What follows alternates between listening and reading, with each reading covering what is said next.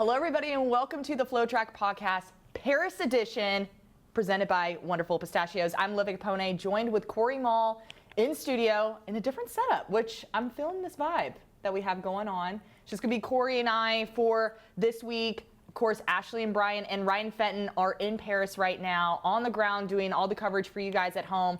But we are super excited. The day has finally come where track and field has officially hit main stage. Are you pumped? I mean, this is what we've been waiting for the last 3 years since 2021 Tokyo. So yes, I am ready. Yes, we're super excited. So first, we had the race walk competition go off earlier this morning, which was the very first event. But we're also going to dive into some breaking news that occurred over the last, 24 hours, an hour? Well, depends on what you're talking about, but there has been some breaking news within the last hour. So much has been going on, so we're just going to go ahead and dive into it and also kind of just share with you guys what we're looking forward to Friday, August 2nd. So let's go ahead and talk about the finals that occurred, which was the 20-kilometer race walk for the men and women. We crowned champions here, but Corey, just kind of break the lay of the land. What kind of took place earlier this morning? Well, it was a 1 kilometer loop in Paris along the picturesque Pont de Lyon under the Eiffel Tower, as routers put it earlier today. Obviously, 20K, it's 20 loops. But race walkers, for people who do not understand, are faster than you would suspect. It was an incredible display of race walking today. Yeah, you kind of quizzed me and asked me how fast I think they were walking per mile, and that was definitely off. Yeah. And this is why they're Olympians, and this is why I cover the sport, because there's just no way I could walk as fast as they do, which was crazy. But for the men's race, Ecuador's 29-year-old Brian Pintado went 1 hour, 18 minutes, and 55 seconds to earn the country's first Olympic gold medal in this event since fellow race walker Jefferson Perez won the gold in the 1996 Olympics. So huge accomplishment there for Ecuador. Brazil's Kai Boomfim finished second with a 1 hour, 19 minutes, 9 seconds. And then the world champ Alvaro Martin was third there. The defending champion Massimo Stano of Italy just missed the podium, finished fourth by 1 second. And it was just a race to the finish, honestly. And then on the women's side, you had Zhang Gao. She won the world championship title back in 2017, won the gold here in 1 hour, 25 minutes, 54 seconds. And she honestly led after 5 kilometers. No one was able to stop her from there. And then she won the title by 25 seconds. So had that really nice cushion and was able to grab that victory over the double world champion Maria Perez of Spain. And then coming in third was Australia's Gemma Montag, who set a new area record with 1 hour, 26 minutes, 25 seconds. Yeah, just a little bit more on the men. Pintado's first win in a major championship since 2022. He was a bronze medalist at the World Championships, to add on to your earlier info there. And also, a lot of lead changes throughout. This was a very competitive race walk on the men's side, which made it for more of a thrilling affair. And we did hear from Ashley and Brian. They said the crowd was turned up in Paris. This crowd is very involved and into it, which is really nice to see for a race walk to start off track and field. Well, race walk beyond the U.S. is probably much bigger. Yes. So just FYI, there were no U.S. athletes in the race walk, right? There are all these other countries that were featured. So much bigger audience outside the U.S. here. The start was pushed back by 30 minutes due to thunderstorms, according to routers, but they got things going and they finished off. Yeah.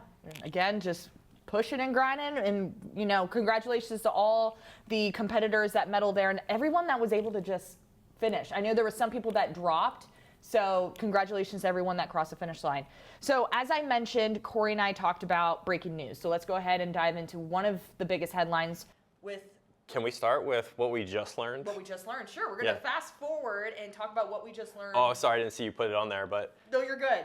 Oh, are we Quincy. talking about our guy Quincy Wilson? Yeah. This has been the talk over the last hour. We've been sitting here getting prepped, and then all of a sudden news just hit our phone.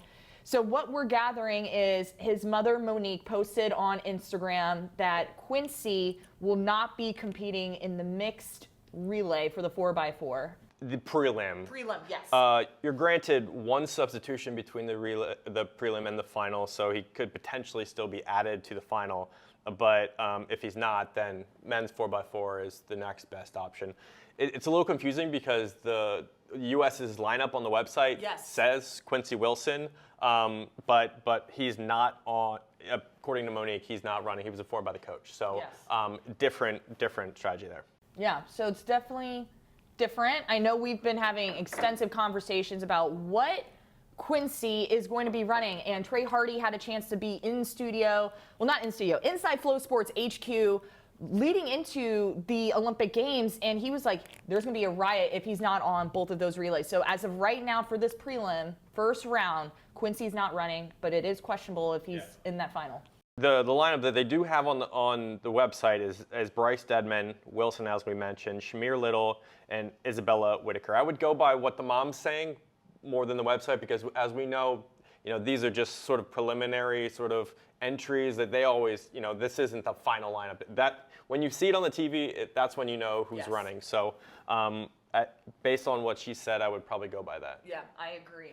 So next up, besides Quincy, the next biggest storyline I think that we heard in the last 24 hours, Shericka Jackson is opting out of the 100 meters in Paris.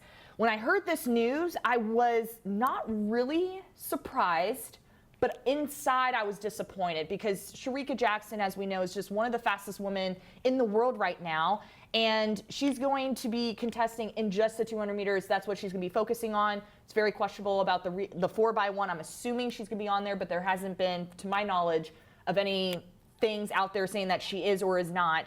But she's going to be able to focus on that 200. And our team was at the Puma Mob house, and they had a chance to talk with her, and there was conversation based what on Shericka Jackson was mentioning. She had a conversation with her coach. She's okay with the decision, and I think that's really important. And she said, I quote, "I'm always confident when it comes to racing in that 200 meters." But when you heard that she wasn't running the 100, were you surprised? Were you shocked? Just what were you thinking? Well, on all fronts, I am surprised because she did win the national championships in Jamaica 10.84. She was the best chance on paper for Jamaica to get a medal in the 100. She's the reigning world silver medalist. So she was the best shot. But I understand the decision to run the 200 where she is the world champion and she has the best shot to win a gold medal there. And I think in this case, after she comes off of that Hungarian Grand Prix on July, I think 9th, you're mitigating risk. You're giving yourself the best possible chance to make sure you get after the medal. And if she had doubled, maybe there's a little bit of a conversation about, okay, can my body withstand it because I went through sort of those issues in Hungary. So obviously, I think they're playing the smart route. They're making sure that she can run the event that she is fully prepared for. And I think right now she still needs to get a little bit better. 22.29 is her best this season. And, she ran 21.45 and 21.41 over the last 2 seasons. She's going to have to get to that level to win a 200-meter Olympic gold. Yeah, absolutely. I think I had a chance to talk with Gabby Thomas. Can't remember when we had this conversation, but she was like, it's going to be a fast final, or maybe I saw it on social media, but it's going to take a sub 22 second performance without a doubt. I'm thinking more like 21.5, 21.6 is what it's going to take to grab that medal. Or get to the podium at the very least. To get to the podium, yeah, exactly. Top 3, that's what it's going to take. So, just kind of shifting her mindset and really focusing on that, I think is great. But again, I just wanted to see that 100 meters because you got athletes like Sha'Carri Richardson, her training group with Melissa Jefferson, TT Terry. Like there were a lot of heavy hitters, and I wanted to see where the Jamaicans were going to line up. Because you got Shelly-Ann Fraser-Price in there too. Well, Shelly-Ann isn't running the 200 though. Yes, yeah. But they're substituting Shasha Lee Forbes, who was 4th at the Jamaican trials in the 100. You're right. Shelly-Ann is in the 100. You're right. But I mean, Jamaica is always a threat in this distance to get medals. They swept at Worlds, right? So it's going to be a change. I think the U.S. has a very realistic shot to basically do what Jamaica did last year. And so this kind of changes expectations, I think, for Jamaica. Yeah, it does. So we got to cross our fingers and just stay tuned for all of that. Next up, I think within the last 36 hours, this information drop. Sifan Hassan announces that she's doing the triple. The triple. That includes the 5K 10K, and marathon. And my question is, how feasible, and I don't even know what I'm really asking, how feasible is it for her to do all three? How feasible is it for her to be on the podium for all three? That's tough, especially over the period of time that she has to do it in. For the mere mortal, I think this is absolutely impossible. 5K, 10K, 5K prelim, by the way, 5K final, 10K final, marathon. That is a total of, what is that, 38 plus miles over 7 days. Again, like Safan, training load, yes. Competitive miles, a little bit different. I think this is outrageous, but it's Safan Hassan. Like, she's the defending Olympic champion in the 5K, 10K. Like, I think she gets that done. My question probably would be the marathon. It's August 11th. It's basically after she's done with the first two, that's her final piece. Can you endure 26.2 after you've gone after these two distances and get it done? I mean, she's run 2 marathons now, Chicago and Tokyo, and she's done really well at them. I think there's an opportunity. She's ranked number 9 in the marathon in the world. Obviously, she's capable, but will she do it? I mean, that's one of the craziest triples I've ever seen. So are you saying it's impossible for her to complete all 3, or are you saying it's impossible for her to medal? I'm not saying it's impossible at all. I'm saying for the mere mortal, it's impossible. I'm saying for the human out there that thinks about this, no, they're not doing it. Yeah. But Safan Hassan, maybe. I think let's get through the first 2 events, see how she feels for the marathon. I think she'll be ready to go. She is an elite athlete on all levels, and she's one of the best for a reason. So, I want to just add to that because we saw on her Instagram her announcing that she was doing the triple.